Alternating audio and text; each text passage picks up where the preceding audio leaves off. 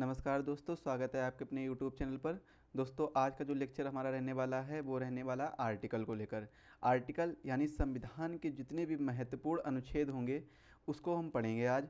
और 1 से लेकर 395 तक जितने भी मैंने अनुच्छेद छाटे हैं जो इम्पोर्टेंट हैं, जितने भी प्रीवियस ईयर एग्ज़ाम हुए हैं, जिस किसी के भी, चाहे एसएससी का हो या रेलवे का हो या फिर बैंक का हो, मतलब कोई भी एग्ज़ाम हो, कोई भी वनडे एग्ज़ाम हो या फिर आप कह लीजिए यूपीएससी या यूपीपीसीएस, अगर उसमें अनुच्छेद या आर्टिकल से जो भी क्वेश्चन पूछे गए हैं उन सभी प्रीवियस ईयर क्वेश्चन को एनालाइज करके ही ये सभी अनुच्छेद बनाकर तैयार किए हैं। क्योंकि ये इस तरीके से बनाए हैं, देखिए जितने भी हमारे संविधान के भाग हैं यानी 22 भाग हैं, तो उन 22 भागों में जो भी इम्पोर्टेंट आर्टिकल हैं उन सभी को नोट किया है, और जो इम्पोर्टेंट नहीं है उनके लिए मैंने आपको पार्ट में बता दिया कि ये पार्ट इससे संबंधित है और इसके बारे में बताया गया है, मतलब जो भी संबंधित है उन चीज़ों के बारे में बताया गया है, तो वो बता दिया है। बिना देरी किए हुए वीडियो को स्टार्ट करते हैं। और वीडियो स्टार्ट करने से पहले अगर आप चैनल पर नए हैं तो चैनल को ज्वाइन जरूर कर लीजिएगा, सब्सक्राइब कर लीजिएगा और बेल आइकन को प्रेस कर दीजिएगा। और अगर आपको इसकी पीडीएफ चाहिए तो पीडीएफ के लिए आप हमारे टेलीग्राम चैनल पर जुड़ सकते हैं, जिसकी लिंक आपको डिस्क्रिप्शन बॉक्स में मिल जाएगी, या फिर आप हमारे एग्जाम वेब ऐप से जाकर इसकी पीडीएफ डाउनलोड कर सकते हैं। इसकी भी लिंक आपको डिस्क्रिप्शन बॉक्स में मिल जाएगी। चलिए स्टार्ट करते हैं आज का वीडियो। तो वीडियो में देखते हैं सबसे पहले अनुच्छेद 1 से अनुच्छेद 4 तक, यानी जो भाग 1 है हमारा, उससे संबंधित जो भी हमारे महत्वपूर्ण अनुच्छेद होंगे उनके बारे में हम चर्चा करेंगे। और भाग 1 किससे संबंधित है? संघ एवं राज्य क्षेत्र से संबंधित है। संघ व उसका राज्य क्षेत्र, संघ व उसका राज्य क्षेत्र है, इससे संबंधित है हमारा भाग 1। तो इसमें महत्वपूर्ण कुछ 3 अनुच्छेद हैं, उनको देखते हैं। अनुच्छेद 1 क्या है? संघ का नाम और क्षेत्र। देखिए अनुच्छेद 1 में यूनियन टेरिटरीज़ की बात नहीं की गई है, यूनियन टेरिटरीज़ की बात नहीं की गई है। तो याद रखिएगा ये अनुच्छेद 1 है वो किसको संबंधित है? वो संघ का नाम, यानी हमारा जो संघ यानी यूनियन होगा, सेंटर होगा, उसके नाम और उसके जो संबंधित क्षेत्र हैं।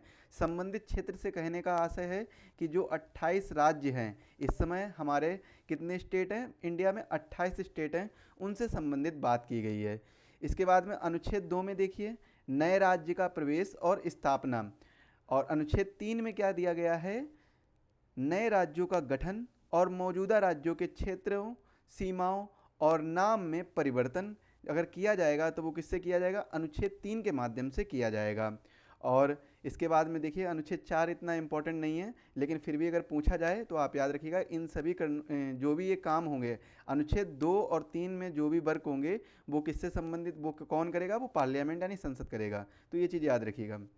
इसके बाद अनुच्छेद 5 है, और अनुच्छेद 5 से लेकर 11 तक यानी भाग 2 स्टार्ट होता है, जिसमें हमें नागरिकता के बारे में बताया गया है। नागरिकता कैसे अधिग्रहण होगी, कैसे ली जाएगी, या फिर कैसे आप नागरिकता त्याग सकते हैं, या फिर कैसे किसी की नागरिकता छीनी जा सकती है, उनके बारे में, सभी के बारे में प्रावधान दिया गया है। अनुच्छेद 5 की बात की जाए तो संविधान के प्रारंभ में नागरिकता, तो किस प्रकार से संविधान का जब प्रारंभ हुआ, यानी संविधान जब बनकर तैयार हुआ था, तो कब बनकर तैयार हो गया था संविधान? संविधान बनकर तैयार हो गया था 26 नवंबर 1949 को। और याद रखिएगा कि जो नागरिकता वाला पोर्शन है यानी भाग 2 है, ये इसी दिन लागू कर दिया गया था। बाकी बचे हुए भाग भी, कुछ भाग लागू किए गए थे, 1-2 भाग और, लेकिन ये भाग 2 भी 26 नवंबर 1949 को लागू कर दिया गया था। और शेष जो पार्ट है कॉन्स्टिट्यूशन का, वो आपका 26 जनवरी 1950 को लागू किया गया था। बाकी 26 नवंबर 1949 को नागरिकता लागू कर दी गई थी, क्योंकि इंडिया और पाकिस्तान 2 भागों में विभाजित हो गया था, और विभाजन की वजह से जैसे लोग माइग्रेट हो रहे थे तो उस वजह से नागरिकता वाला पार्ट लागू कर दिया गया था। अनुच्छेद 6 में दिया गया है संविधान पाकिस्तान से भारत में प्रवास करने वाले किसी व्यक्ति के नागरिकता के अधिकारों के बारे में वर्णन किया गया है। और अनुच्छेद 10 जो कि महत्वपूर्ण है, नागरिकता के अधिकारों की निरंतरता। और अनुच्छेद 11 है कि संसद कानून द्वारा नागरिकता के अधिकार को विनियमित कर सकती है। कब कर सकती है? नागरिकता के अधिकार को विनियमित कर सकती है। तो ये चीज़ भी याद रखिएगा। अब बात करते हैं अनुच्छेद 12 से अनुच्छेद 35 तक, जो कि हमारे संविधान का सबसे महत्वपूर्ण भाग है, भाग 3 यानी फंडामेंटल राइट्स, या फिर आप कह सकते हैं मौलिक अधिकार। क्या कह सकते हैं? मौलिक अधिकार, फंडामेंटल राइट्स। तो इसके बारे में चर्चा की गई। तो फंडामेंटल राइट्स कितने हैं? पहले तो 7 थे, लेकिन अब कितने रह गए? 6 फंडामेंटल राइट्स रह गए। उनके बारे में और उनसे संबंधित अनुच्छेद के बारे में चर्चा करेंगे। तो अनुच्छेद 12 देखिए क्या बताता है, राज्य की परिभाषा। तो राज्य की परिभाषा बताता है अनुच्छेद 12। आखिर राज्य होता क्या है? यहाँ पर जो ये राज्य दिया गया है, देखिए इंग्लिश मीडियम वाले यहाँ पर थोड़ा सा अच्छे से समझ जाते हैं कि अगर मान लीजिए स्टेट इस प्रकार से लिखा है, एस की जो शुरुआत हुई है वो स्मॉल लेटर से हुआ है, तो स्टेट लिखा है, तो ये इसका मतलब क्या हो जाता है कि एक लाइक उत्तर प्रदेश हो गया, मध्य प्रदेश हो गया, उत्तराखंड हो गया, छत्तीसगढ़ हो गया, इस तरीके से ये राज्य की बात हो जाती है। लेकिन अगर अगर स्टेट इस प्रकार से दिया गया है तो इसमें बात हो जाती है एक ऐसे राज्य की जिसके पास उसके 4 तत्व हों। अब 4 तत्व कौन कौन से होते हैं राज्य के? तो 4 तत्व, एक तो तत्व होता है इंपॉर्टेंट पॉपुलेशन यानी जनसंख्या, एक क्या होता है? पॉपुलेशन यानी जनसंख्या, और दूसरा क्या होता है? दूसरा होता है लैंड यानी जगह, स्थान, उसके पास जो भी राज्य है उसके पास जगह होनी चाहिए, स्थान होना चाहिए। तीसरा क्या होता है? गवर्नमेंट यानी सरकार होनी चाहिए। और सबसे इम्पॉर्टेंट, तो आप कहेंगे कि भाई जो उत्तर प्रदेश है, मध्य प्रदेश है, उनके पास भी तो ये तीनों चीज़ें हैं, लेकिन जो चौथी चीज़ है वो नहीं होगी। वो क्या है? सोवेरेंटी यानी संप्रभुता। सोवेरेंटी ये नहीं है, सोवरेंटी नहीं है, संप्रभुता नहीं है। संप्रभुता किसके हाथों में है? जो राज्य सरकारों के पास कोई संप्रभु सरकार नहीं है, बल्कि केंद्र सरकार संप्रभु सरकार है। तो इसीलिए ये स्टेट यानी इस वाले स्टेट के अंतर्गत नहीं आते, और इसमें जो परिभाषा दी गई वो इसी की परिभाषा दी गई है। तो ये चीज़ आप लोग याद रखिएगा। तो स्टेट और स्टेट में दोनों में राज्य और जो नॉर्मल राज्य होते हैं उनमें अंतर समझ में आ गया होगा। अब हम आगे बढ़ते हैं अपने वीडियो पर, जिसमें हम बताएंगे आपको अनुच्छेद 12 से 35 तक जितने भी अधिकारों के बारे में चर्चा की गई उसके बारे में चर्चा करेंगे। अनुच्छेद 13 और देख लीजिए, मौलिक अधिकारों से असंगत या उनका अपमान करने वाले कानून के बारे में बताया गया है। अब बात करते हैं सबसे पहले अधिकार यानी समानता के अधिकार के बारे में, जो अनुच्छेद 14 से 18 तक दिए गए हैं। कानून के समक्ष समानता, अनुच्छेद 14 में क्या वर्णन किया गया है? कानून के समक्ष समानता। अनुच्छेद 15 देखिए, धर्म, मूलवंश, जाति, कुछ ये 5 आधार हैं जिनको आपको याद करना होगा, क्योंकि आगे जब हम पढ़ेंगे तो उसमें 6 आधारों के बारे में भी पढ़ेंगे। कितने? 6 आधारों के बारे में भी पढ़ेंगे, उनके बारे में भी चर्चा करेंगे। तो 5 आधार कौन कौन से? एक धर्म हो गया, एक मूलवंश हो गया, एक जाति हो गया, एक लिंग हो गया, एक जन्म स्थान हो गया। तो ये 5 आधारों पर भेदभाव नहीं किया जाएगा, डिस्क्रिमिनेशन नहीं करेगा कोई भी स्टेट यहाँ पर डिस्क्रिमिनेशन नहीं कर सकता, यानी केंद्र सरकार यहाँ पर डिस्क्रिमिनेशन नहीं कर सकती, भेदभाव नहीं कर सकती है। अनुच्छेद 16 में वर्णन दिया गया है सार्वजनिक रोजगार के मामलों में अवसर की समानता, यानी जो आपको गवर्नमेंट जॉब या फिर अब तो प्राइवेट जॉब में भी ये आपको रोजगार में, जो रोजगार है प्राइवेट जॉब में भी आपको समानता देखने को मिलेगी। तो सार्वजनिक रोजगार के मामलों में अवसर की समानता मिलेगी, अपॉर्चुनिटी मिलेगी, आपको इक्वल अपॉर्चुनिटी मिलेगी जो सार्वजनिक रोजगार होंगे। तो अनुच्छेद 16 ये बात कहती है। और अनुच्छेद 16 में आपको पता होगा जो EWS जोड़ा गया था, इकोनॉमिक जो वीकर सेक्शन है, ये जोड़ा गया था, OBC के लिए रिजर्वेशन जोड़ा गया था, SC ST के लिए रिजर्वेशन जोड़ा गया था। तो ये सभी अनुच्छेद 16 के अंतर्गत ही आते हैं, ये चीज़ याद रखिएगा, कभी भी कोई भी आज से ये क्वेश्चन दाग सकता है। तो अनुच्छेद 16 के अंतर्गत ये सारे जो रिजर्वेशन की बात है वो किस में की गई? अनुच्छेद 16 में की गई। जो अगर जॉब की यानी सरकारी जॉब या प्राइवेट जॉब में रिजर्वेशन की बात है, वैसे तो भेदभाव नहीं किया जाएगा, ये तो अनुच्छेद 15 में ये बात है। लेकिन अगर जॉब के ऊपर आ जाए बात, और एक चीज़ याद रखना और भी, अनुच्छेद 16 में प्रमोशन को लेकर भी बात की गई है। प्रमोशन को लेकर जो आपको रिजर्वेशन दिया जाएगा, जो भी रिजर्वेशन के काबिल हैं तो उनको रिजर्वेशन प्रमोशन को लेकर भी दिया जाएगा। चलिए इसके बाद में अगला देखते हैं, अनुच्छेद 17 अस्पृश्यता का उन्मूलन। अस्पृश्यता का उन्मूलन मतलब क्या है? जो अनटचेबिलिटी है, जैसे छोटी कास्ट या बड़ी कास्ट को लेकर जो अनटचेबिलिटी रहती है, अस्पृश्यता रहती है, उसको खत्म करने की बात की गई अनुच्छेद 17 में। और बहुत ही ज़्यादा महत्वपूर्ण अनुच्छेद है, बहुत ज़्यादा एग्जाम में ये पूछा गया है। रेलवे और SSC का सबसे महत्वपूर्ण क्वेश्चन है ये, एक तरीके से मान लीजिए।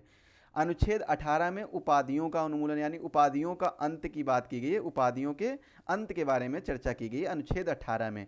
उपाधि जैसे मान लीजिए अगर किसी को भारत रत्न अवार्ड दिया गया है तो वो एक उपाधि नहीं है, वो एक अवार्ड है। तो ये चीज़ याद रखिएगा, कोई भी व्यक्ति कोई भी व्यक्ति अपने नाम के आगे, जिसको भारत रत्न मिला है या फिर पद्मश्री मिलेगा, पद्म विभूषण मिला है, कोई भी व्यक्ति अपने नाम के आगे ये नहीं लगा सकता, ना आगे ना पीछे।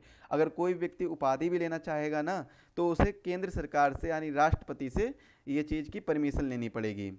यहाँ पर राष्ट्रपति की परमिशन जरूरी है, ये चीज़ याद रखिएगा। राष्ट्राध्यक्ष कौन होता है? राष्ट्रपति है अपना, तो फिर राष्ट्रपति की परमिशन जरूरत है यहाँ पर।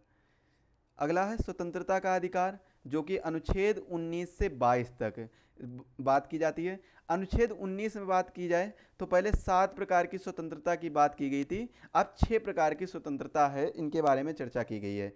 चलिए देखते हैं कौन कौन से 6 अधिकार हैं स्वतंत्रता के अनुच्छेद 19 के अकॉर्डिंग। तो पहला तो है वाक और अभिव्यक्ति की स्वतंत्रता, यानी बोलने की और अपने विचार व्यक्त करने की स्वतंत्रता, और इसी के तहत आपकी प्रेस की स्वतंत्रता आती है। जो प्रेस है, फ्री प्रेस की स्वतंत्रता भी इसी के तहत आती है, अनुच्छेद 19(1)(a) के तहत आती है। याद रखिएगा, अनुच्छेद 19(1)(a) के तहत आती है। दूसरा है शांतिपूर्वक और बिना हथियार के एकत्र होने की स्वतंत्रता, मतलब आप एक जगह इकट्ठे हो सकते हैं, लेकिन कैसे? शांतिपूर्वक और बिना हथियार के, मतलब कोई पब्लिक प्रॉपर्टी का नुकसान नहीं होना चाहिए, किसी अन्य को आपकी वजह से नुकसान नहीं होना चाहिए, उसको कोई प्रॉब्लम नहीं होनी चाहिए, तो आप एक जगह पर एकत्र हो सकते हैं, इस चीज़ की स्वतंत्रता प्राप्त है। तीसरा क्या है? संघ या यूनियन बनाने की स्वतंत्रता, बहुत ही इंपॉर्टेंट है। आप यूनियन बना सकते हैं, संघ बना सकते हैं, ये भी आपको स्वतंत्रता प्राप्त है, मौलिक अधिकार में दिया गया है।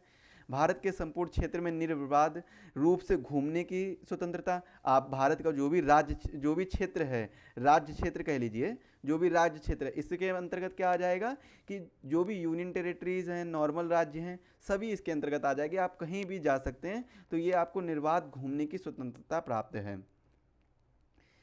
भारत के किसी भी भाग में निवास करने की और बसने की स्वतंत्रता, देखिए कुछ समय पहले था कि 2019 से पहले आप जम्मू एंड कश्मीर में आप निवास नहीं कर सकते थे, लेकिन अब तो जब से वहाँ पर 370 हटाया गया है, तब से तो वहाँ पर भी आप निवास कर सकते हैं। तो भारत के किसी भी भाग में निवास करने और बसने की स्वतंत्रता प्राप्त है।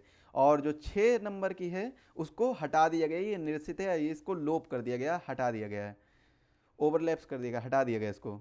अब 7वीं कौन सी है? कोई भी पेशा अपनाने की, कोई भी व्यवसाय करने की, कोई भी व्यापार करने की या कोई भी कारोबार करने की स्वतंत्रता प्राप्त है। इसके लिए आप बिल्कुल फ्री हैं, आप कुछ भी कर सकते हैं, कोई भी पेशा अपना सकते हैं, लेकिन यहाँ पर भी कुछ अपवाद आ जाते हैं। जैसे कि मान लीजिए आपको देश की सुरक्षा से संबंधित अगर कोई ऐसा पेशा है जो देश की सुरक्षा से संबंधित, देश की सुरक्षा को खतरा है, तो उसके लिए आपको सरकार की परमिशन यानी गवर्नमेंट की परमिशन या केंद्र सरकार की परमिशन लेनी पड़ेगी। जैसे कि अगर गन हाउस आपको खोलना है तो उसके लिए आपको लाइसेंस की ज़रूरत पड़ेगी। अगर जैसे कि शराब का ठेका मान लीजिए, उसके लिए भी लाइसेंस की ज़रूरत पड़ती है। तो इन सब के लिए क्या है? लाइसेंस की ज़रूरत पड़ती है। कर सकते हैं, लेकिन इसके लिए भी आपको लाइसेंस की ज़रूरत पड़ेगी, पूछना पड़ेगा सरकार से। अब बात करते हैं अनुच्छेद 20 की, अपराधों के लिए दोष सिद्धि के संबंध में संरक्षण। ये बहुत ही इंपॉर्टेंट है। अपराधों के लिए दोष सिद्धि के लिए संरक्षण है। अगर मान लीजिए आपने, कोई भी व्यक्ति है जिसने अपराध किया है, तो उसको एक अपराध के लिए केवल एक बार ही सज़ा मिल सकती है। ऐसा नहीं कि एक बार अपराध कर दिया उसके बाद वापस से उसको दोबारा से उसी अपराध के लिए सज़ा मिल जाए, तो ऐसा नहीं है, एक अपराध के लिए एक बार ही सज़ा मिल सकती है। और जब हम अनुच्छेद 20 को और डिटेल से पढ़ेंगे, अगर आप किसी यूपीएससी या स्टेट पीसीएस की तैयारी करें तो उसमें आपको ये सब चीज़ें डिटेल से पढ़ने का मौका मिलेगा, जिसमें आपको प्रिवेंटिव डिटेंशन वगैरह पढ़ने को देखने को मिलेगा, जिसमें बिना किसी वारंट के या फिर बिना किसी कोई अगर शक के बिना आधार पर भी गिरफ्तार किया जा सकता है किसी को भी। तो ये क्या है? शक के आधार पर, देश की सुरक्षा के लिए शक के आधार पर किसी को भी गिरफ्तार किया जा सकता है। तो वो क्या होता है? प्रिवेंटिव डिटेंशन होता है, मतलब अगर अरेस्ट विदाउट इंटरोगेशन, कह सकते हैं अरेस्ट विदाउट इंटरोगेशन। अनुच्छेद 21 में देखिए जीवन और व्यक्तिगत स्वतंत्रता की बात की गई है, और अनुच्छेद 21 में ही क्या है? राइट टू प्राइवेसी की बात भी की गई है। निजता की स्वतंत्रता, निजता का अधिकार, राइट टू प्राइवेसी की बात किस में की गई है? अनुच्छेद 21 में की गई है। साथ ही साथ में अनुच्छेद 21 में वो भी बात की गई है कि अगर आप सुसाइड भी करना चाहते हैं तो सुसाइड भी नहीं कर सकते हैं। अगर आपने सुसाइड किया तो पूछा जाएगा, अगर निपट गए तब तो कोई बात नहीं, अगर नहीं निपटे तो बाद में आपसे पूछा जाएगा भाई क्यों किया, ऐसा क्यों किया। तो इसके लिए क्या है? राइट टू प्राइवेसी है और राइट टू लाइफ है। आप अपना जीवन जी सकते, जीवन जीने की स्वतंत्रता की बात इसमें की गई है। उसके में संरक्षण प्राप्त है, आपको किसी भी हालत में जीना है। लेकिन यहीं पर आपको पढ़ने को मिलेगा कि कोई ऐसी परिस्थिति में या कोई ऐसा मरीज है जो ऐसी स्थिति में नहीं है कि वो अपना जीवन, उसकी मृत्यु उसके जीवन से ज़्यादा अच्छी है, तो उसको मारा जा सकता है। वो भी कैसे, वो संविधान में दिया गया है, दो तरीके से किया दिया गया है, उन दोनों तरीकों को आप पढ़ लीजिएगा। बाकी आप इतना याद रखिएगा कि अनुच्छेद 21 में जीवन और व्यक्तिगत स्वतंत्रता के संरक्षण की बात की गई है। अनुच्छेद 22 में कुछ मामलों में गिरफ्तारी और नजरबंदी से संरक्षण दिया गया है। शोषण का अधिकार देखेंगे तो अनुच्छेद 23 से अनुच्छेद 24 तक बात की गई है, जिसमें अनुच्छेद 23 बताता है मानव तस्करी, ह्यूमन ट्रैफिकिंग, बालात श्रम, इनसे संबंधित प्रतिषेध के बारे में दिया गया है। याद रखिएगा, अगर अनुच्छेद 21A भी जोड़ा गया था, यहाँ पर थोड़ा सा एक आप ऐड ऑन कर लीजिएगा, अनुच्छेद 21 जोड़ा गया था, right to education, right to education जोड़ा गया था, right to education, right to education, अनुच्छेद 21A कब जोड़ा गया था? 26वें संविधान संशोधन 2002 के अंतर्गत जोड़ा गया था, राइट टू एजुकेशन। इसमें 6 से लेकर 14 वर्ष के बच्चों को फ्री एजुकेशन देने की बात की गई थी, मुफ्त शिक्षा देने की बात की गई है। 26वें संशोधन में क्या क्या किया गया था? अनुच्छेद 21A जोड़ा गया था मौलिक अधिकार में। डीपीएसपी की बात की जाए, directive principle of state policy की बात की जाए, तो अनुच्छेद 45 में आर्टिकल 45 में सुधार किया गया था, उसमें सुधार किया गया था। और अगर फंडामेंटल ड्यूटीज़ की बात की जाए, फंडामेंटल ड्यूटीज़ बल्कि खुद 42वें संविधान संशोधन के तहत जोड़ी गई थी, डॉक्टर स्वर्ण सिंह समिति के सिफारिश पर जोड़ी गई थी। 10 पहले ड्यूटी थी, उसके बाद में 86वें संविधान संशोधन के अंतर्गत एक ड्यूटी को बढ़ाकर 11 कर दिया गया था, तो 11 ड्यूटी हो गई थी, 11 कर्तव्य हो गए थे, जो कि 86 कॉन्स्टिट्यूशनल अमेंडमेंट एक्ट के तहत जोड़ी गई थी। तो इसमें भी आपको एजुकेशन के बारे में देखने को मिलता है, तो राइट टू एजुकेशन के बारे में देखने को मिलेगा। क्वेश्चन आ जाए, राइट टू एजुकेशन कब जोड़ा गया था? तो 86 कॉन्स्टिट्यूशनल अमेंडमेंट एक्ट 2002। अगर पूछ लिया जाए राइट टू एजुकेशन एक्ट, तो आप लोग कब बताएंगे? तो इसका कमेंट में बताइएगा। देखिए, एक तो एक्ट की डेट है और एक कब वो प्रभावी रूप से लागू हुआ, तो उस चीज़ों को, दो चीज़ों को याद रखिएगा आप लोग, और दोनों चीज़ों के बारे में जरूर बताइएगा कमेंट में। आपको किसके बारे में बताना है? Right to education, right to education act के बारे में बताना कि ये कब पारित हुआ था। और एक चीज़ और नोट कर लीजिए, right to information, RTI, right to information, सूचना का अधिकार, इसके बारे में भी थोड़ा सा डिटेल में बताइएगा, कमेंट में जरूर बताइएगा राइट टू इंफॉर्मेशन एक्ट के बारे में कब आया और क्या है इसका मतलब, दोनों चीज़ें बताइएगा। अनुच्छेद 24 देखिए, कारखानों और खदानों में बच्चों, जो 14 वर्ष से कम आयु के बच्चे हैं, उनके रोजगार पर प्रतिबंध लगाया गया था। आखिर क्यों? क्योंकि 14 वर्ष से कम आयु के बच्चों को फ्री एजुकेशन की बात की गई है, तो इसमें प्रतिबंध लगाया गया था, रोका गया था, रोक लगाना। इसके बाद बात करते हैं शोषण का अधिकार। अनुच्छेद 25 से अनुच्छेद 28 तक दिए गए हैं। 25 में बात की गई अंतःकरण की स्वतंत्रता, धर्म की अबाध रूप से मानने की स्वतंत्रता, आचरण और प्रचार करने की स्वतंत्रता। यहाँ पर अंतःकरण की स्वतंत्रता है, आप धर्म को, किस धर्म को मान रहे हैं, किस धर्म के, धर्म का मतलब यहाँ पर आप कह लीजिए विश्वास, आपका क्या विश्वास, आप किस विश्वास को मान रहे हैं। धर्म क्या है? धर्म की परिभाषा क्या है? धर्म एक विश्वास है, एक ट्रस्ट है, हमें जिस पर विश्वास है हम उसी को मानते हैं, तो धर्म क्या है? एक विश्वास है, ट्रस्ट है। अनुच्छेद 26 में देखिए, धार्मिक मामलों के प्रबंधन की स्वतंत्रता। अनुच्छेद 27 में किसी विशिष्ट धर्म के प्रचार के लिए कर देने की स्वतंत्रता, कर देने की स्वतंत्रता। अनुच्छेद 28, धार्मिक शिक्षा में भाग लेने से स्वतंत्रता।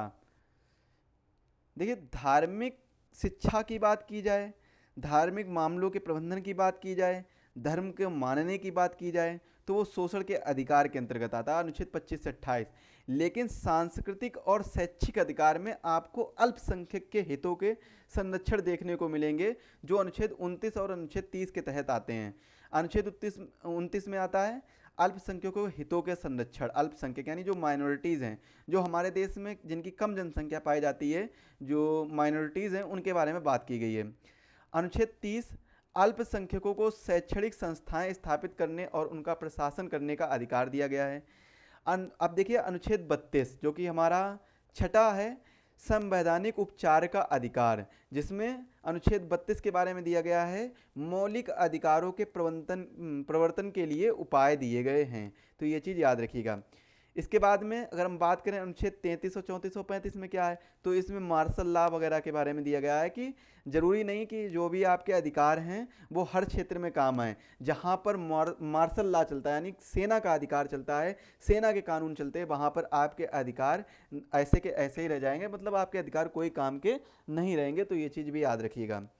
अब हम बात करते हैं directive principle of state policy यानी भाग 4 के बारे में, जो 36 से 51 तक जिनका वर्णन दिया गया है। राज्य के नीति निर्देशक तत्व, इस जगह पर कर लीजिए कि राज्य के नीति निर्देशक सिद्धांत या नीति निर्देशक तत्व।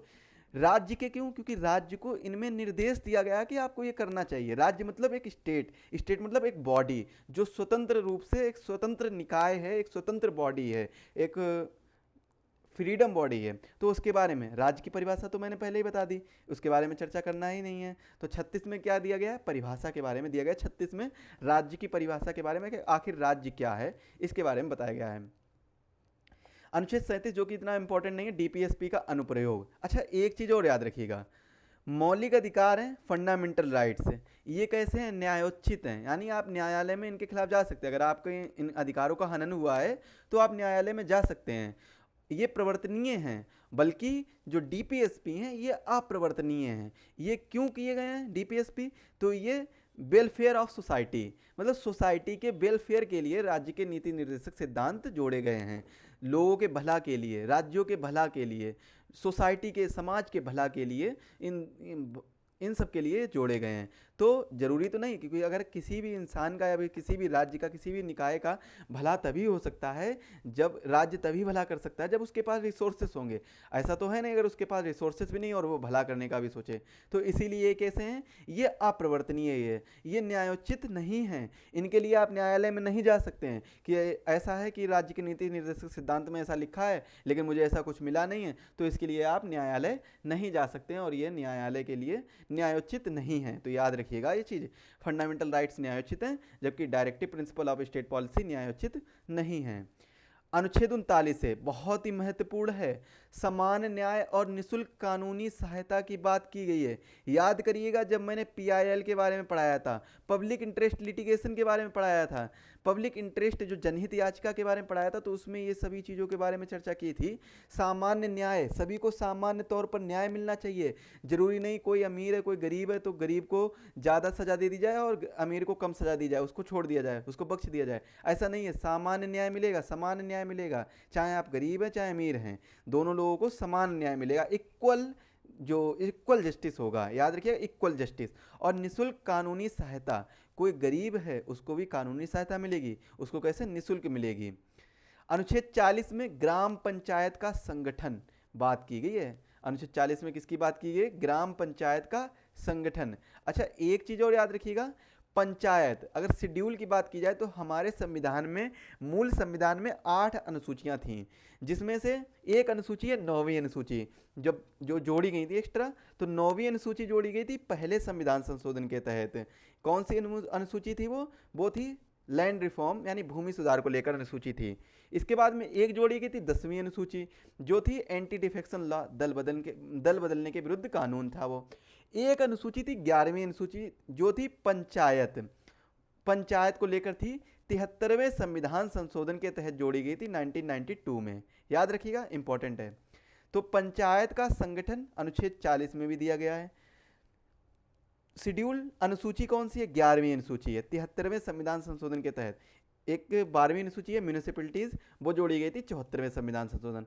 एंटी डिफेक्शन लॉ 10वीं अनुसूची, वो जोड़ी गई थी कब? 52वें संविधान संशोधन 1985 के तहत। याद रखिएगा, इंपॉर्टेंट है।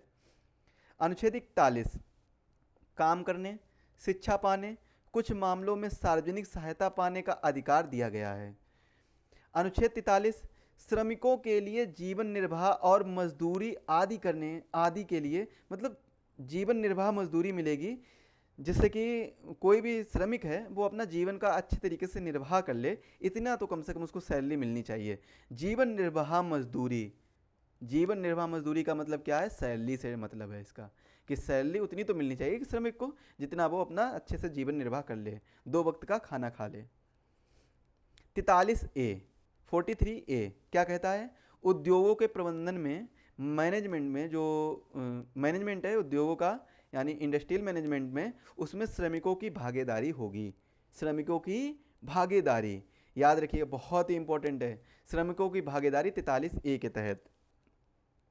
अनुच्छेद 44 में समान नागरिक संहिता, ये पहले केवल गोवा में लागू था, अब लगभग हर जगह पर लागू हो रहा है धीरे धीरे। इसके बारे में चर्चा चलती रहती है, आपने न्यूज़ में भी सुना होगा, तो इसको न्यूज़ के माध्यम से याद जरूर करिएगा। लेकिन जो सबसे पहले लागू था वो केवल गोवा में था। लेकिन एक चीज़ और है, ये पेपर वर्क के लिए है केवल। अगर रियलिटी देखा जाए तो वहाँ पर भी ऐसा नहीं कि लागू है, तो वहाँ रियलिटी में भी ऐसा कुछ नहीं है उस टाइम के लिए। अब तो वो हर जगह पर लगभग लागू कर दिया गया है। यूनिफॉर्म सिविल कोड क्या है? यूनिफॉर्म सिविल कोड, यूसीसी, ये इंपॉर्टेंट है। इस बार ये क्वेश्चन बनेगा। आप किसी भी एग्जाम की तैयारी कर लें, देख लीजिएगा जो एसएससी के भी एग्जाम भी चल रहे हैं वहाँ पर भी ये क्वेश्चन पूछा गया है, तो इसको जरूर देखिएगा। यूनिफॉर्म सिविल कोड अनुच्छेद 44 में कहाँ पर दिया गया? भाग 4 में। भाग 4 में, भाग 4 किससे संबंधित है? Directive principle of state policy से संबंधित है। कहाँ के संविधान से लिए गए हैं? आयरलैंड के संविधान से लिए गए हैं। कहाँ से लिए गए? आयरलैंड के संविधान से लिए गए हैं। बहुत ही इंपॉर्टेंट है। आयरलैंड ने कहाँ से लिए हैं? स्पेन के संविधान से लिए हैं। हालांकि इतना नहीं पूछा जाएगा, याद रखिएगा आयरलैंड के संविधान से लिए गए हैं। इंपॉर्टेंट है, याद रखिएगा। अब अगला अनुच्छेद देखते हैं क्या कहता है। अगला अनुच्छेद कहता है अनुच्छेद 45, बच्चों के लिए निशुल्क और अनिवार्य शिक्षा का प्रावधान। किस संशोधन के तहत इसको चेंज किया गया था? 86 कॉन्स्टिट्यूशनल अमेंडमेंट एक्ट 2002, याद रखिएगा, इंपॉर्टेंट है। अनुच्छेद 46, अनुसूचित जातियों, जनजातियों और अन्य पिछड़े वर्ग यानी एससी, एसटी और ओबीसी, शॉर्ट में याद कर लीजिए, एससी, एसटी और ओबीसी के शैक्षिक और आर्थिक हितों को बढ़ावा की बात की गई है। इसमें दोनों चीजों को अच्छे से याद रखिएगा, शैक्षिक हित, आर्थिक हित। यहां पर आर्थिक की जगह सामाजिक कर लीजिए, ज्यादा बेटर रहेगा। सामाजिक हित को बढ़ावा देने की बात की गई है। आर्थिक भी वैसे ठीक है, क्योंकि जो रोजगार में इनको रिजर्वेशन प्राप्त है, आरक्षण मिला है, इसीलिए। अनुच्छेद 47, पोषण स्तर, जीवन स्तर को बढ़ाने तथा लोक स्वास्थ्य में सुधार करने का राज्य का कर्तव्य होगा। ये चीज भी याद रखिएगा, बहुत ही इंपॉर्टेंट है। चलिए अगला देखते हैं क्या कहता है। अनुच्छेद 48, कृषि और पशुपालन का संगठन। अनुच्छेद 48 में दिया गया कृषि और पशुपालन का संगठन। अनुच्छेद 49 क्या कहता है? प्राकृतिक महत्व के स्मारकों, स्थानों और वस्तुओं का संरक्षण। अनुच्छेद 50 जो कि इंपॉर्टेंट है, न्यायपालिका और कार्यपालिका से पृथक्करण। न्यायपालिका का कार्यपालिका से पृथक्करण क्यों? ऐसा क्यों? देखिए, अगर न्यायपालिका कार्यपालिका से अलग होगी तभी तो न्यायपालिका अपने सभी न्यायों को, मतलब जो भी जस्टिस करेगी वो सही से कर पाएगी। अगर कार्यपालिका से एकजुट रहेगी, जुड़ी रहेगी, तो फिर कोई भी जस्टिस जनता के लिए सही नहीं होगा। वो कार्यपालिका जो भी कानून बनाएगी वो इसको भी स्वीकारना पड़ेगा। तो इसीलिए इसका पृथक्करण होना बहुत ज़रूरी है। अनुच्छेद 50 यही कहता है कि न्यायपालिका का कार्यपालिका से पृथक्करण, अलग होना। अनुच्छेद 51 जो कि अंतर्राष्ट्रीय शांति और सुरक्षा को बढ़ावा देने की बात करता है। याद होगा आपको, जब रूस और यूक्रेन में युद्ध छिड़ा था तब मोदी जी ने भी, जो हमारे प्रधानमंत्री हैं, इन्होंने भी डायरेक्टली अंतर्राष्ट्रीय शांति को और सुरक्षा को देखकर कई अपने नोट्स या फिर कह सकते हैं अपने कई भाषण दिए, स्पीच दिए और बोला कि हम तो अंतर्राष्ट्रीय शांति को बनाए रखना चाहते हैं। तो ये सब चीज़ें याद रखिएगा, इंपॉर्टेंट है। अनुच्छेद 51 में कैसे भी क्वेश्चन घुमा के पूछा जा सकता है। तो अनुच्छेद 51 क्या कहता है? अंतर्राष्ट्रीय सुरक्षा और अंतर्राष्ट्रीय शांति को बढ़ावा देना।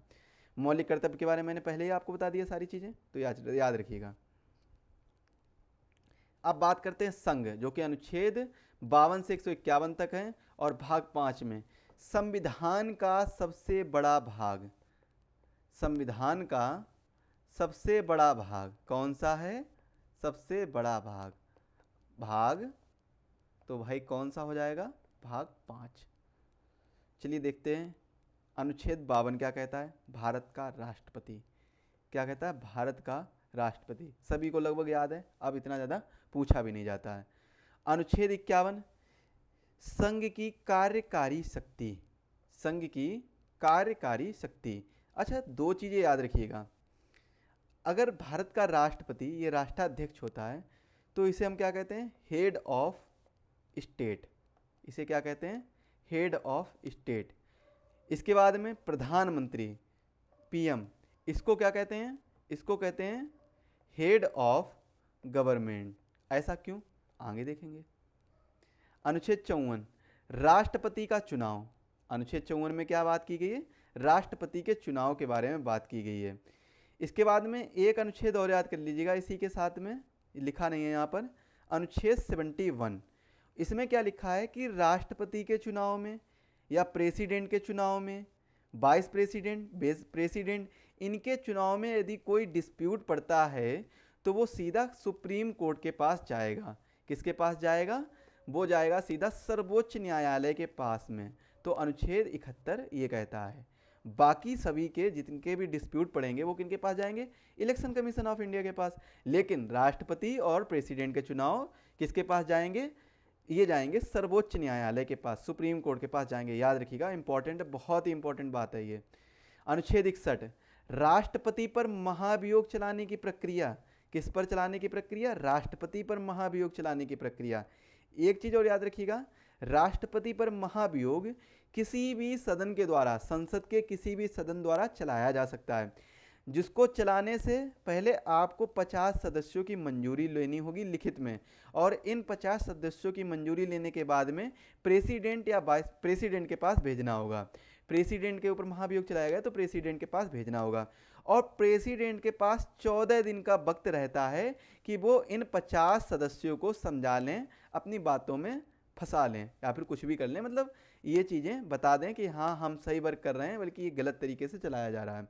तो 14 दिन का वक्त रहता है। अगर प्रेसिडेंट ये करने में असमर्थ होते हैं तो जिस सदन से महाभियोग की प्रक्रिया चालू हुई है तो उसी सदन में वापस से बिल आएगा, और उस सदन में आकर 2/3 से अगर पारित हो जाता है तो वह दूसरे सदन में जाएगा, और दूसरे सदन के बाद वहाँ पर भी 2/3 से पारित हो जाएगा। फिर यह प्रेसिडेंट के पास जाएगा और प्रेसिडेंट को इसमें साइन करने पड़ेंगे, और जैसे ही इस पर प्रेसिडेंट साइन करते हैं, और इस पर कोई भी वीटो पावर काम नहीं करेगी प्रेसिडेंट की। याद रखिएगा, इस पर कोई भी प्रेसिडेंट की जो वीटो पावर है वो कार्य नहीं करेगी, ना ही तो निलंबनकारी, ना ही तो पॉकेट वीटो, कोई भी मतलब वीटो पावर कार्य नहीं करेगी। याद रखिएगा, इंपॉर्टेंट है।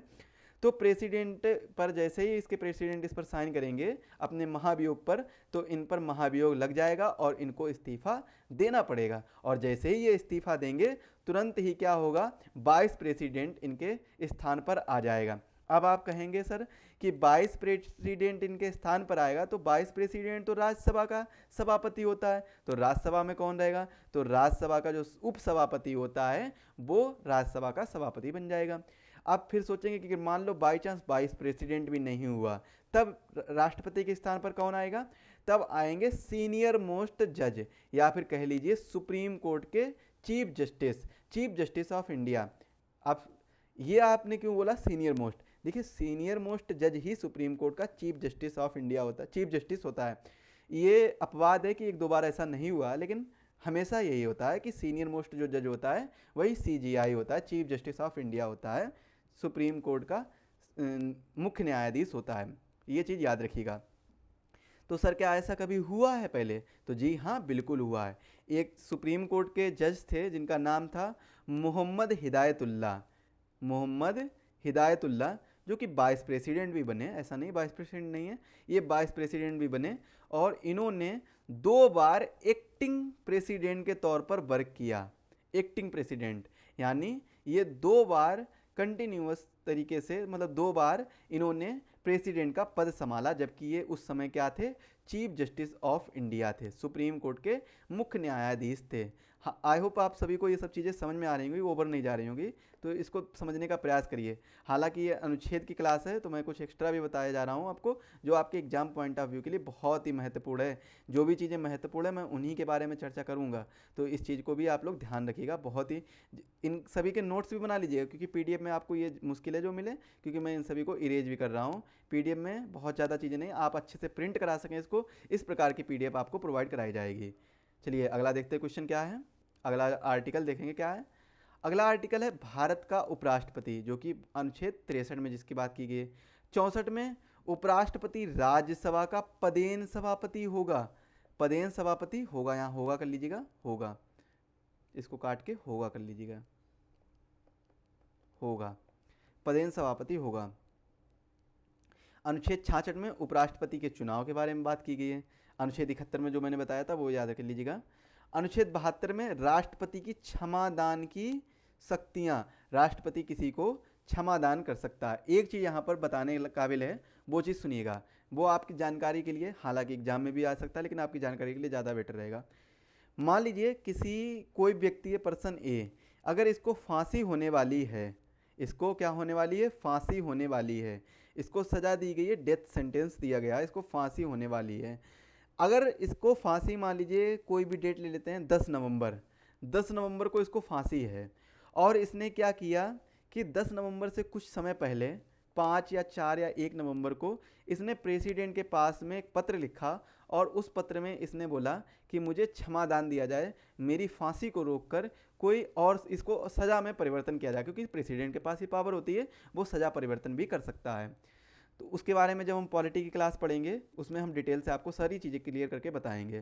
तो यहाँ पर फिलहाल में इतना जान लीजिए कि अगर उसने 5 नवंबर को चिट्ठी लिखी, पत्र लिखा, और प्रेसिडेंट का जवाब 10 नवंबर तक भी नहीं आया, और प्रेसिडेंट के पास में वो चिट्ठी पहुंची या नहीं पहुंची वो अलग बात है, अगर इसने चिट्ठी लिखी और प्रेसिडेंट का जवाब नहीं आया, और तो क्या है, इसको 10 नवंबर को फांसी नहीं दी जाएगी। ये फांसी तब तक नहीं दी जाएगी जब तक प्रेसिडेंट यस या नो कोई भी जवाब हो। ऐसा नहीं है कि वो बाध्य हो जाएंगे, उन्हें यस ही देना है, ऐसा नहीं है कि फांसी, हाँ इसकी फांसी रोक दी जाए, ऐसा नहीं है कि वो बस ऐसे ही उनका यही जवाब रहेगा, पॉजिटिव जवाब रहेगा, ऐसा नहीं है। निगेटिव भी रह सकता है, मतलब नो में भी रह सकता है कि नहीं इसकी फांसी नहीं रुकनी चाहिए, इसको फांसी दे दी जाए, तो ये भी जवाब रह सकता है। लेकिन तब तक फांसी नहीं दी जाएगी जब तक इनमें दोनों में से कोई भी जवाब नहीं मिल जाता, या यस या फिर नो। तो ये चीज़ बताने काबिल थी, इसीलिए बता दी, इंपॉर्टेंट है, थोड़ा सा आप लोग अच्छे से समझिएगा, प्रयास करिएगा। चलिए अगला देखते हैं। अगला अनुच्छेद क्या कहता है। अनुच्छेद 74, मंत्रिपरिषद राष्ट्रपति को सहायता और सलाह देगा। अब यहाँ पर बात करते हैं, जो मंत्रिपरिषद होता है वो राष्ट्रपति को सहायता देगा और सलाह देगा, सहायता करेगा। मंत्रिपरिषद तो ही सारे कानून बनाती है, और मंत्रिपरिषद का जो मुखिया होता है, हेड होता है, वो कौन होता है, प्रधानमंत्री। कौन होता है, प्रधानमंत्री। इसीलिए तो इसे हेड ऑफ गवर्नमेंट कहते हैं, इसीलिए इसे क्या कहते हैं, हेड ऑफ गवर्नमेंट कहते हैं। क्या कहते हैं, हेड ऑफ गवर्नमेंट। याद रखिएगा, हेड ऑफ स्टेट किसे कहते हैं, प्रेसिडेंट को। हेड ऑफ गवर्नमेंट किसे कहते हैं, प्राइम मिनिस्टर को कहते हैं, क्योंकि असली सरकार चलाने का कार्य तो यही कर रहे हैं, बाकी राष्ट्रपति तो केवल साइन करने का काम है। तो ये कैसे हैं, नॉमिनल हैं, ये कैसे हैं, नॉमिनल हैं, और ये कैसे हैं, रियल हेड हैं, रियल। दोनों चीज़ें याद रखिएगा, अगर जहाँ पर रियल शब्द आ जाए तो वहाँ पर प्राइम मिनिस्टर की बात होगी, जहाँ नॉमिनल शब्द आ जाए वहाँ पर राष्ट्रपति की बात होगी। दोनों चीज़ों को अच्छे से समझने का प्रयास करिएगा। अगला देखते हैं, अगला क्या कहता है क्वेश्चन, अगला अनुच्छेद क्या कहता है उसके बारे में चर्चा करते हैं। अनुच्छेद 79 संसद के गठन के बारे में बताता है। अनुच्छेद 80 राज्यसभा की संरचना, जिसे हम अपर हाउस भी कहते हैं। क्या कहते हैं, अपर हाउस भी कहते हैं, उच्च सदन। अनुच्छेद 81 लोकसभा की संरचना इसे कहते हैं। अनुच्छेद 83 संसद के दोनों सदनों की अवधि के बारे में बात करता है। अनुच्छेद 93 लोकसभा के अध्यक्ष और उपाध्यक्ष की चर्चा करता है।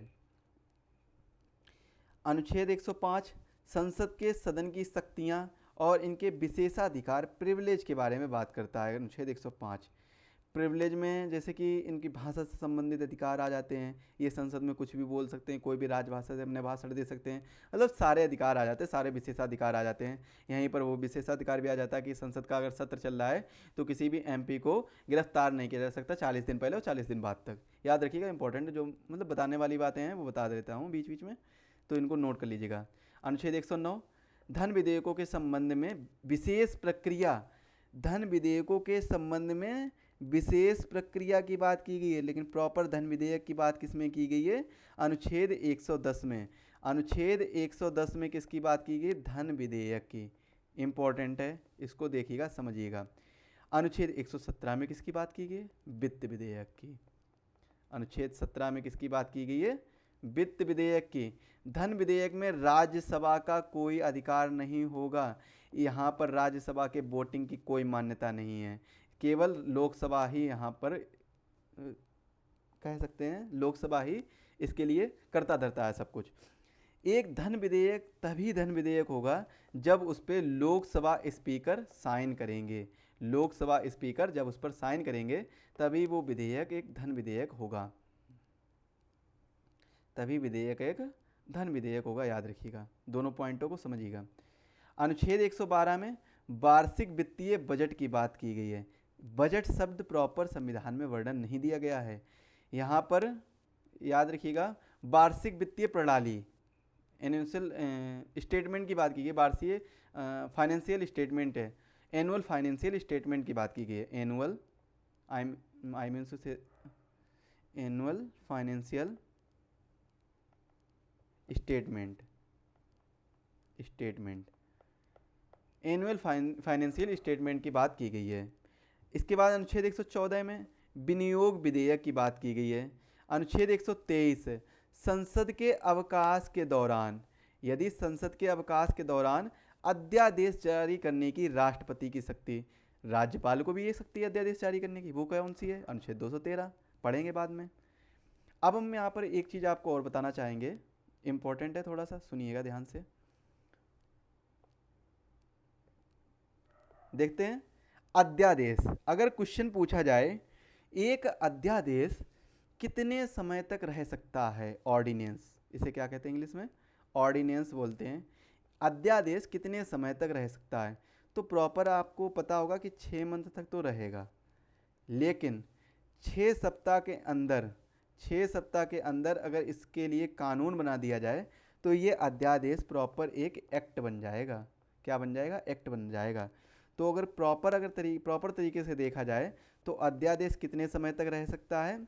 6 month and 6 week, 6 month and 6 week, 6 महीना और 6 सप्ताह, 6 महीना और 6 सप्ताह तक रह सकता है। या कह सकते हैं आप 7 मंथ और 2 वीक, कैसे भी क्वेश्चन आ सकता है, तो ये चीज़ याद रखिएगा। थोड़ा सा कन्फ्यूजन है शायद, चलिए जो भी कन्फ्यूजन होगा डिस्क्रिप्शन बॉक्स में इसके बारे में देख लीजिएगा, क्योंकि मुझे कन्फ्यूजन ये लग रहा है कि 3 वीक होगा शायद, 6 month and 3 week, 6 month and 3 week, ये कन्फ्यूजन है। इस कन्फ्यूजन को दूर करके आपको बता देंगे, जैसे याद आएगा बता देंगे। याद रखिएगा, डिस्क्रिप्शन बॉक्स में वरना आपको क्लियर कर दिया जाएगा। अगर 6 मंथ 3 वीक है तो आपको ये याद रखिएगा, अगर 6 वीक है तो डिस्क्रिप्शन बॉक्स में दोनों चीज़ों में जो भी होगा क्लियर कर देंगे। एक बार डिस्क्रिप्शन बॉक्स जरूर चेक कर लीजिएगा, कमेंट में पिन भी चेक कर लीजिएगा, कमेंट जो पिन कमेंट होगी उसको भी चेक कर लीजिएगा। सर्वोच्च न्यायालय की स्थापना 124। अनुच्छेद 125 न्यायाधीशों का वेतन। अनुच्छेद 126 कार्यवाहक मुख्य न्यायाधीश की नियुक्ति। अनुच्छेद 127 तदर्थ न्यायाधीशों की नियुक्ति।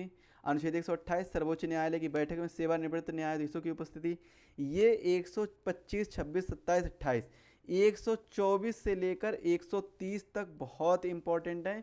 इन सभी 6 अनुच्छेदों को याद रखिएगा, बहुत इंपॉर्टेंट हैं। दोनों को मतलब जितने भी अनुच्छेद हैं, 124 हो गया, 125 हो गया, 126 हो गया, और 127, 128, 129, 130, ये सभी आप लोग याद रखिएगा। 130 इतना महत्वपूर्ण नहीं है, लेकिन 129 तक ये 6 अनुच्छेद हैं, इनको जरूर याद रखिएगा। अनुच्छेद 129 क्या कहता है? सर्वोच्च न्यायालय का एक अभिलेख न्यायालय होगा। इस अभिलेख न्यायालय का मतलब क्या है, इसको आप लोग एक बार कमेंट में बताइएगा। बाकी या इतना याद रखिएगा, अभिलेख न्यायालय का मतलब ये है कि सर्वोच्च न्यायालय जो भी एक बार निर्णय देगा तो आने वाले समय में ऐसा कभी ज़रूरत लगे कि अपने पुराने निर्णय को भी दोहरा सकता है कि उस समय की पीठ ने या उस समय के जज ने ऐसा निर्णय दिया था, तो ये निर्णय को दोहरा भी सकता है। तो अनुच्छेद न्याय सर्वोच्च न्यायालय क्या है कि अभिलेख न्यायालय है। अनुच्छेद 136 सर्वोच्च न्यायालय में अपील के लिए विशेष अनुमति की बात की गई है। अनुच्छेद 137 में देखिए सर्वोच्च न्यायालय द्वारा निर्णय या आदेश की समीक्षा, जुडिशियल रिव्यू भी कह सकते हैं, जुडिशियल रिव्यू की भी बात की गई है। सर्वोच्च न्यायालय का निर्णय सभी न्यायालयों पर बाध्यकारी होगा। अगर सुप्रीम कोर्ट कोई भी निर्णय दे रही है तो वो जितने भी उसके नीचे के, चाहे वो हाई कोर्ट हो या डिस्ट्रिक्ट कोर्ट या सबऑर्डिनेट कोर्ट हो, उन सभी में यह निर्णय बाध्यकारी होगा, उन सभी को यह निर्णय मानना होगा। अनुच्छेद 148 इम्पॉर्टेंट है, भारत के नियंत्रक एवं महालेखा परीक्षक के बारे में बात की गई। एक अनुच्छेद ऊपर से और नोट करिएगा, शायद नहीं लिखा है इसमें, यहाँ पर नोट करिएगा, अनुच्छेद 76 article 76 attorney general of India, महान्यायवादी के बारे में चर्चा की गई है। किसके बारे में चर्चा की गई है? महान्यायवादी के बारे में। इसको नोट कर लीजिएगा, अपनी पीडीएफ में ऐड कर लीजिएगा। अनुच्छेद 148, यहाँ पर थोड़ा सा क्या है कि जो अटॉर्नी जनरल ऑफ इंडिया होता है, भारत का महान्यायवादी होता है, ये एक भारत का लीगल लॉ ऑफिसर होता है, एक लीगल लॉ ऑफिसर होता है जो केंद्र सरकार को या सरकार को, गवर्नमेंट को जो सिविल केस होते हैं उनमें बचाता है, उसके लिए केस लड़ता है, सरकार के तरफ से केस लड़ता है। जो सिविल केस होते हैं उसके लिए केस लड़ता है जो भारत का महान्यायवादी होता है, अटॉर्नी जनरल। और अटॉर्नी जनरल का ही एक होता है, असिस्टेंट के तौर पे वर्क करता है, जिसका नाम जो होता है सॉलिसिटर जनरल ऑफ इंडिया। याद रखिएगा, दोनों इंपॉर्टेंट हैं। सॉरी, इसके बाद में भारत के नियंत्रक एवं महालेखा परीक्षक की बात की जाए, अनुच्छेद 148 में भारत के नियंत्रक एवं महालेखा परीक्षक की बात की गई है।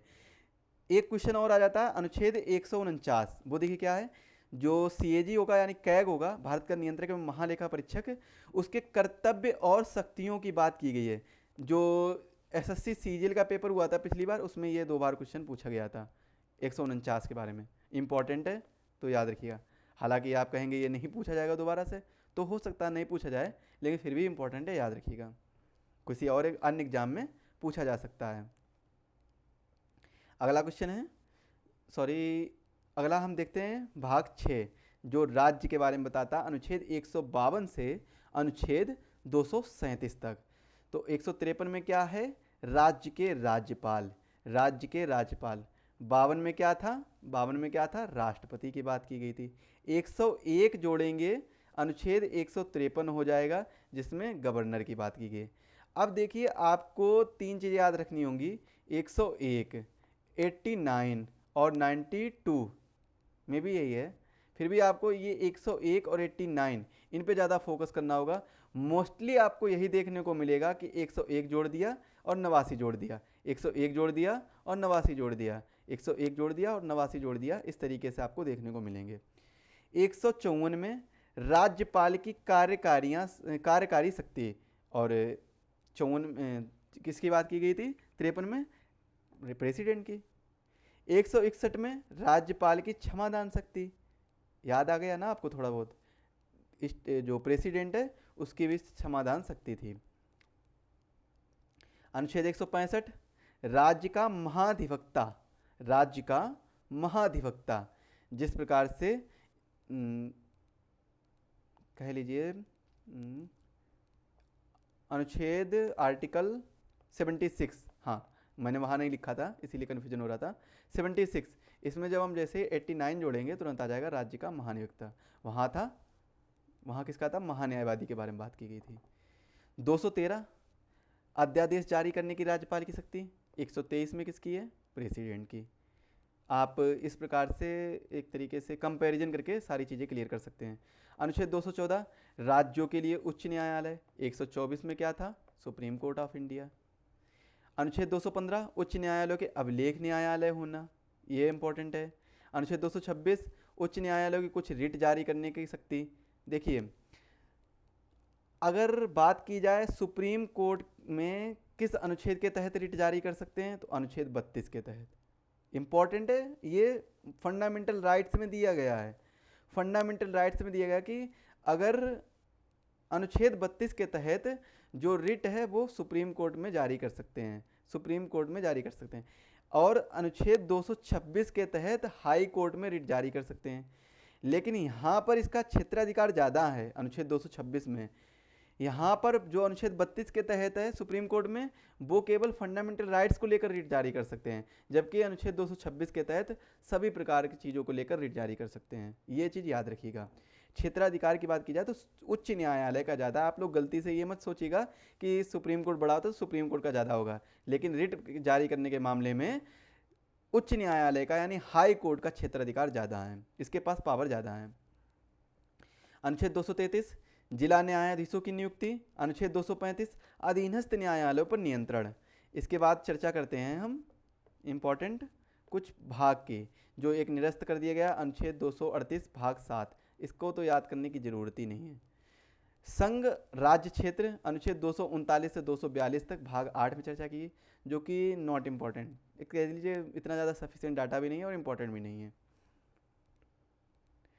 पंचायतें जो 243 से 243 ओ, याद रखिएगा 243 से 243 ओ तक बात की गई है। इसके बाद में नगर पालिका की बात की जाए तो नगर पालिका बात की गई 243 पी से 243 जेड जी, ये बात की गई है नगर पालिकाओं के बारे में। ये कौन सा भाग हो गया?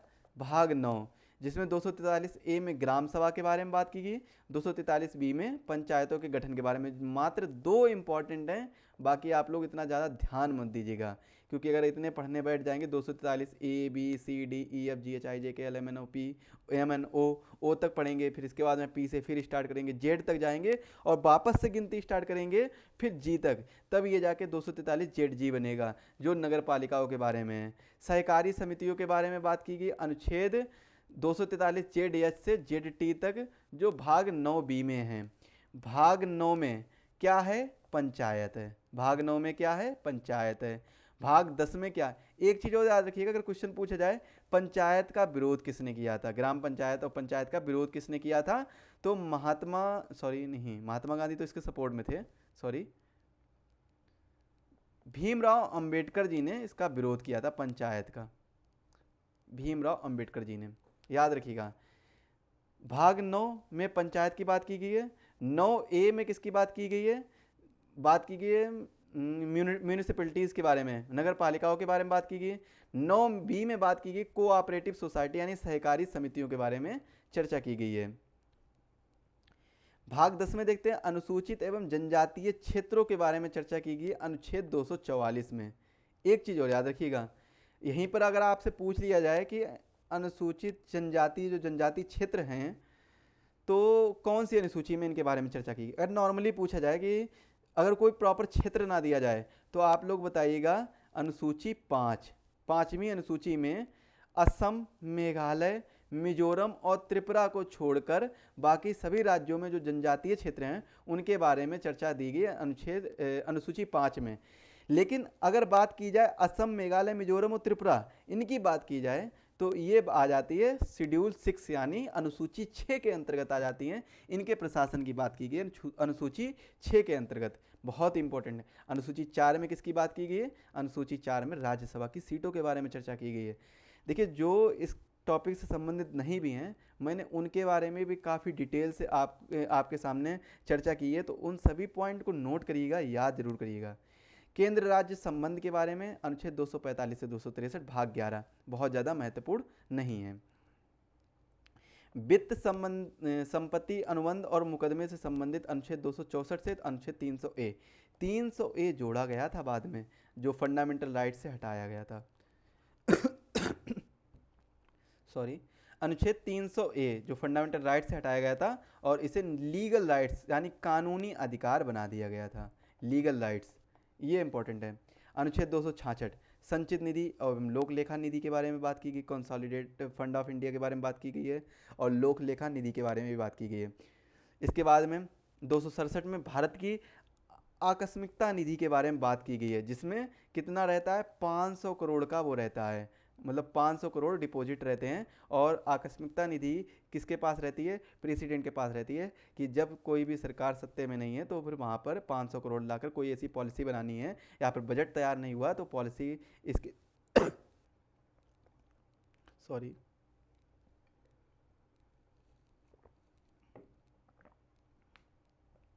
तो भारत की आकस्मिकता नीति के बारे में बात की गई है, जिसमें अनुच्छेद 267 में। 266 और 267 दोनों इंपॉर्टेंट है, याद रखिएगा। 280 में वित्त आयोग, ये भी इंपॉर्टेंट है। 280 भी इंपॉर्टेंट बहुत ज़्यादा, इसको भी याद रखिएगा। 300A में संपत्ति के अधिकार को जो लीगल राइट्स यानी कानूनी अधिकार बनाया गया था, इसके बारे में चर्चा की गई है। अब बात करते हैं भारत के राज्य क्षेत्रों के भीतर व्यापार, वाणिज्य और समागम। अनुच्छेद 301 से 307 भाग 13 में बात की गई है, जिसमें 301 व्यापार, वाणिज्य और समागम की स्वतंत्रता। अनुच्छेद 302 व्यापार, वाणिज्य और समागम पर प्रतिबंध लगाने की संसद की शक्ति।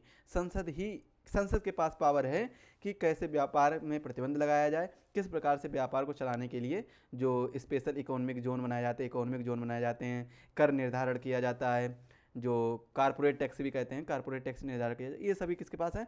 संसद के पास शक्ति है। इन सभी में हर एक चीज़ के लिए रूल्स और रेगुलेशन बना सकती है।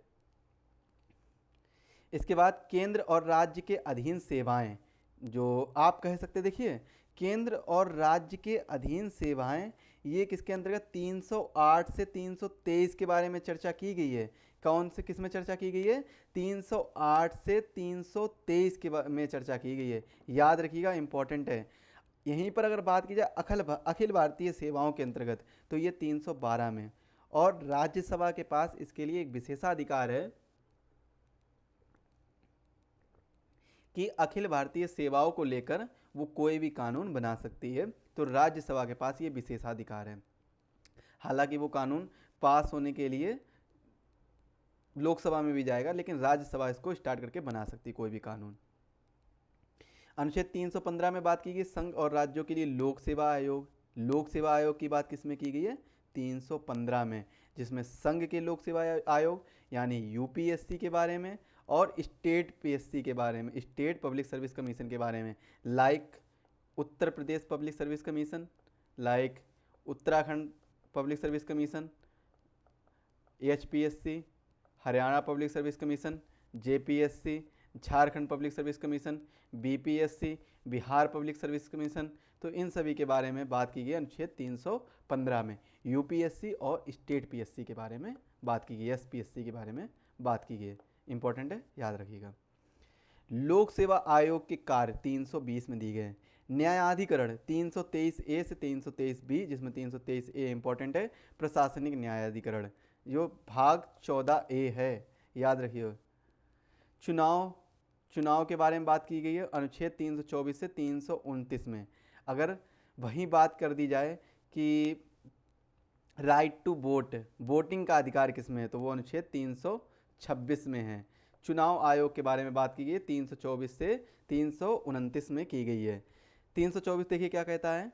चुनावों का अधीक्षण, निर्देशन, नियंत्रण, निर्वाचन आयोग में निहित होगा। तो ये क्या है? ये 324 कहता है। 325 क्या कहता है? किसी भी व्यक्ति को धर्म, मूल वंश, जातीय, लिंग के आधार पर किसी भी विशेष मतदाता सूची में शामिल होने के लिए अपात्र नहीं ठहराया जाएगा, कि वो अलग धर्म से है या अलग मूल वंश से या अलग जाति से या उसका लिंग अलग है, तो इससे संबंधित उसको अपात्र नहीं ठहराया जाएगा, कि ऐसा नहीं हो सकता, ये वोट नहीं दे सकता, तो ऐसा नहीं किया जाएगा। और या शामिल होने का दावा भी नहीं किया जा सकता, ये चीज़ याद रखिएगा। 326 देखिए क्या कहता है? लोकसभा और राज्य विधानसभाओं के लिए निर्वाचन वयस्क मताधिकार के आधार पर होगा। ये अनुच्छेद 326 में बात की गई है। याद रखिएगा 1988 में एक निर्णय आया था, एक संविधान संशोधन हुआ था, जिसको 61st कॉन्स्टिट्यूशनल अमेंडमेंट एक्ट कहते थे। 61वां संविधान संशोधन हुआ था। इसी संविधान संशोधन के तहत राइट टू वोटिंग यानी वोट करने का जो अधिकार है, वोटिंग एज है, इसको 21 से कम कर 18 कर दिया गया था, कि जो भी व्यक्ति 18 या 18 साल से अधिक होगा वो वोट कर सकेगा। तो ये चीज़ अनुच्छेद 326 में बात की गई थी, लेकिन 61वें संविधान संशोधन के तहत।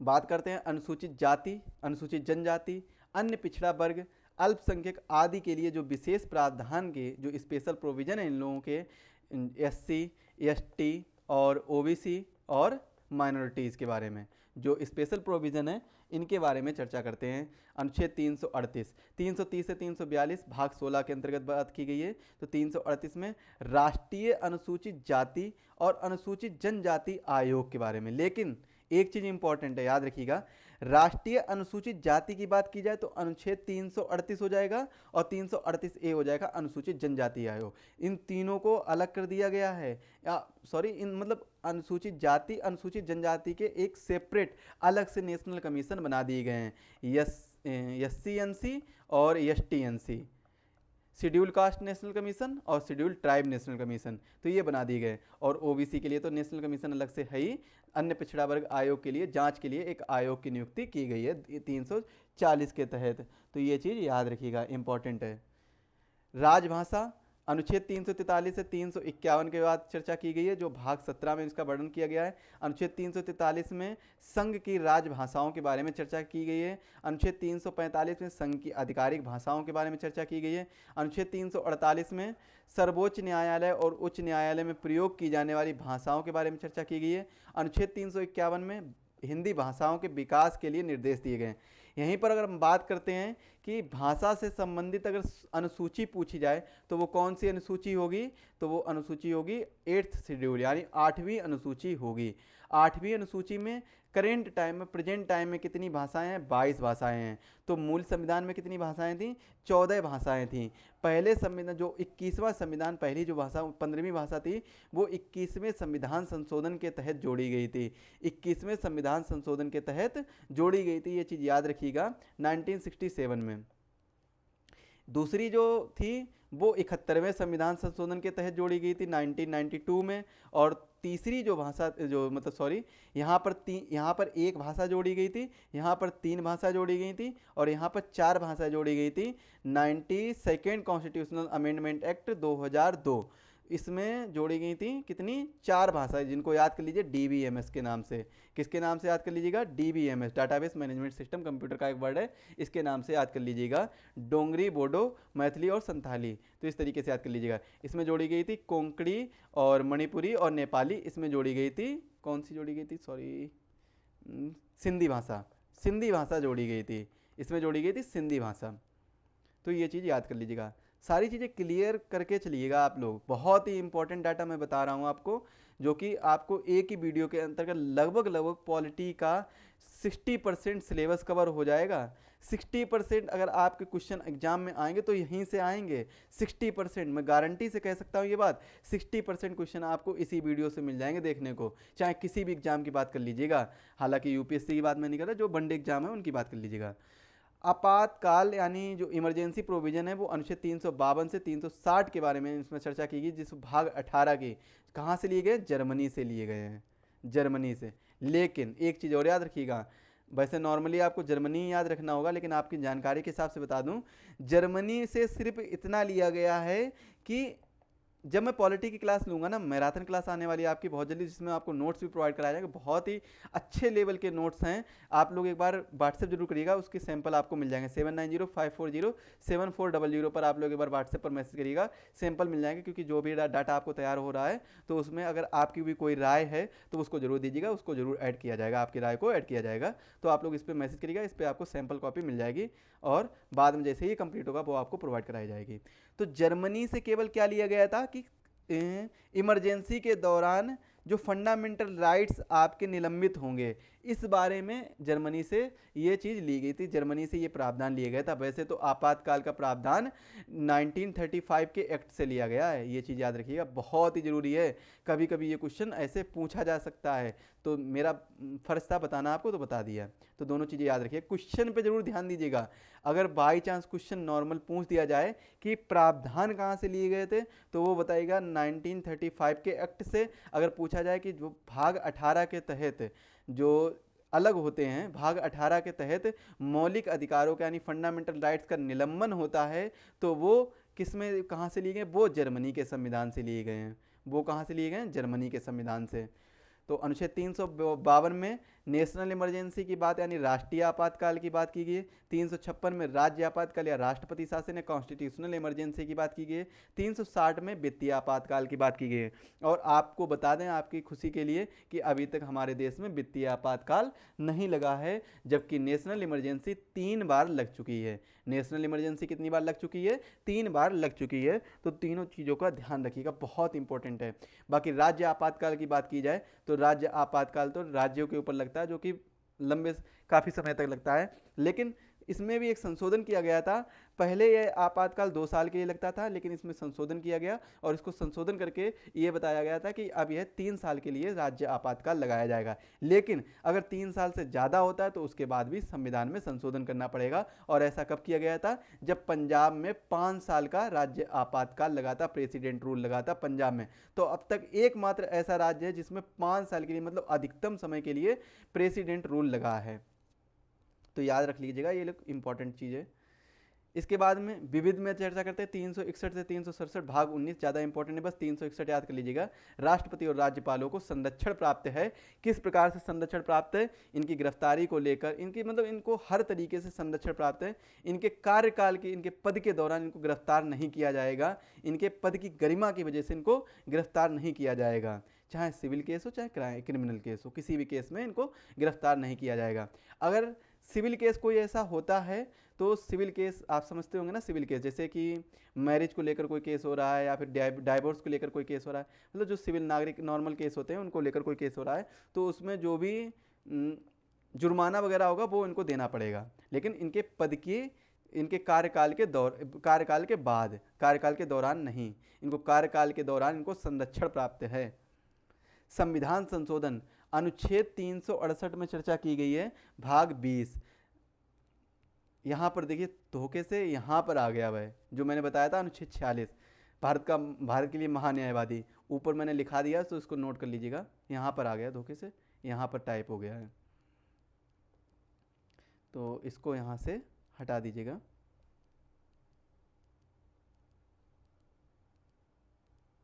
एक काम करते हैं,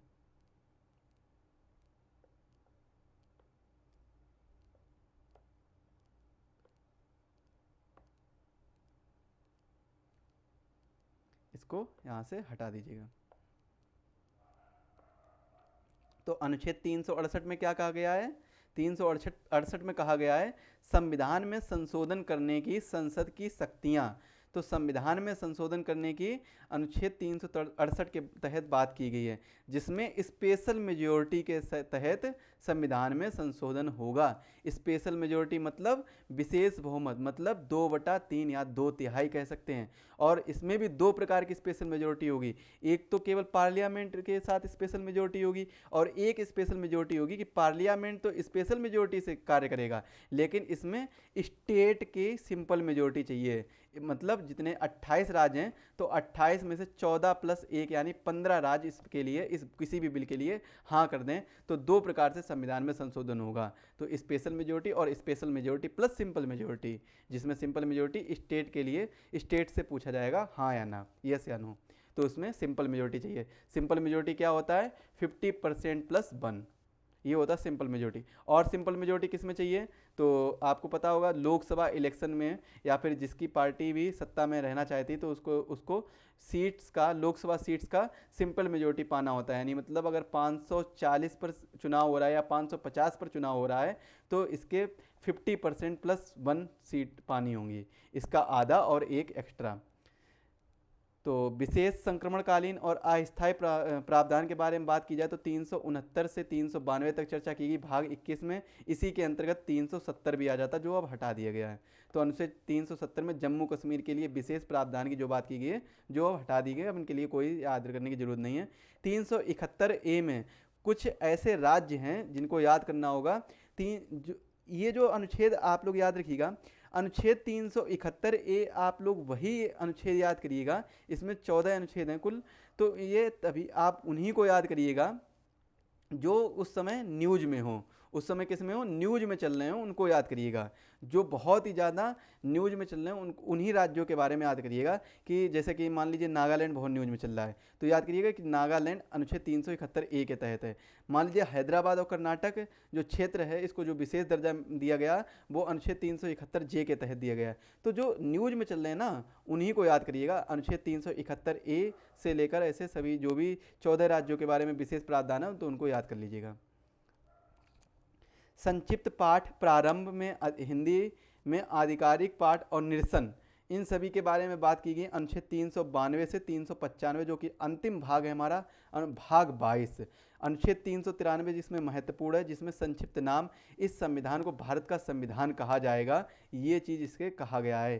तो संक्षिप्त नाम, ये क्वेश्चन पूछा जा सकता है कि भारत का संविधान, जो ये संविधान है हमारा, जो भारत का संविधान है, इसको भारत का संविधान किस अनुच्छेद के तहत कहा गया है। तो अनुच्छेद 393 के तहत, 393 के तहत कहा गया है कि ये संविधान है जो भारत का संविधान होगा। तो मैंने चर्चा की 1 से लेकर 395 से संबंधित जितने भी महत्वपूर्ण अनुच्छेद हैं, उन सभी के बारे में चर्चा की है। अगर आपको ये वीडियो अच्छा लगा तो वीडियो को लाइक करें और अपने सभी दोस्तों के साथ शेयर करें, और वीडियो को एक बार लाइक कर दीजिए। चैनल को सब्सक्राइब करना ना भूलिएगा, क्योंकि चैनल पर आपको ऐसे ही अच्छी क्वालिटी में और अच्छे कंटेंट के साथ सभी वीडियो मिलते रहेंगे। इसके लिए आपको बेल आइकन प्रेस ज़रूर करना होगा। चलिए मिलते हैं अगले वीडियो में, तब तक